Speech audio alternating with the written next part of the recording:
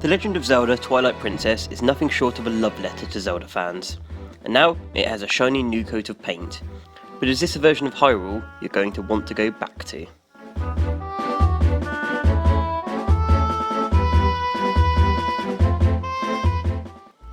First released as a Wii launch title, as well as a GameCube title, back in 2006, Twilight Princess was met with near universal praise.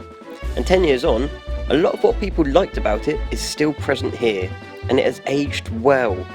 This is essentially the same game that you were playing then, so I won't go too in depth about the game itself, but rest assured you're getting an absolute classic Zelda title, with some of the best dungeons, puzzles, items, and in fact story that the series has ever seen. So what upgrades does this new version bring? The most obvious is the visuals. Everything is more vibrant, the character models look brilliant, the textures have all been given work, and it's all running at a smooth 1080p. This is still a 10-year-old game though, so don't look too closely. Other than that, there are quite a few small changes that have been implemented in order to streamline gameplay. These include, but aren't limited to, Link's sword can no longer hit walls. Whilst this might look a bit strange, it helps indoor combat being interrupted. Swimming and climbing animations have been sped up. And things that weren't tracked before now are. This includes the horsegrass locations on your map, and the amount of foes you've defeated in each area. Then there's a new cave made specifically for the new game, and access through the Wolf Link amiibo, the Cave of Shadows. This optional area has Link facing 40 floors of enemies whilst in wolf form. It's a nice addition, but it's a little tedious. It's certainly not going to shift any additional copies of the game. And what about the new control scheme? Well, as with Wind Waker HD, all your tools have been mapped to the gamepad to allow for quick and easy item management.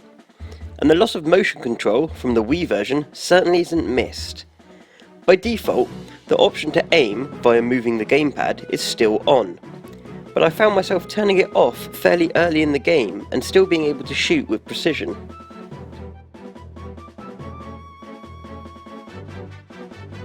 Twilight Princess is one of my favourite Zelda games, and replaying it now has reminded me why.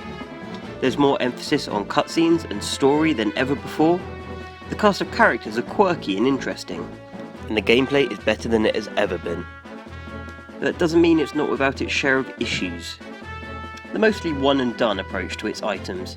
It would have been nice to see some of the earlier equipment being used in the later dungeons. Combat with Wolf Link is also very basic, which is a shame considering the upgrade to normal Link's combat. You'll find yourself mostly just lunging at enemies, which can become troublesome, especially when those enemies are flying or stood close to the edge of the world. But although the bosses all look fantastic and they are imaginative, they are still very easy to beat. When Nintendo decided to give fans everything they wanted, we forgot that Nintendo is at its best when it's trying new and interesting ways to surprise us with its core characters. Minor gripes aside, Twilight Princess feels like a true successor to the phenomenal Ocarina of Time.